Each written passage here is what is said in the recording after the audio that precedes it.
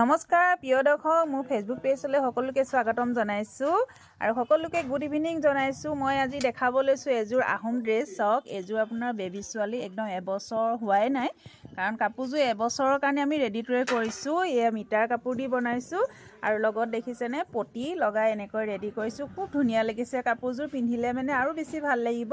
আমি পিন্ধাই কিনে দেখাবলৈ নোৱাৰিলোঁ। চাওক, যদি পিন্ধাই দেখুওৱা হ'লে আৰু ভাল লাগিলে হয়। এখন মেখেলা হয়, মেখেলাখন এনেকৈ আমি পটি চিলাই এনেকৈ ৰছী বন্ধা এনেকৈ ছিষ্টেম কৰি দিছোঁ। দেখিছেনে, স্কাৰ্টৰ নিচিনা কৰি দিছোঁ আৰু লগত টুপিও বনাই দিছোঁ। চাওকচোন, খুব ধুনীয়া কাপোৰযোৰ, যেতিয়া পিন্ধিব খুব ভাল লাগিব।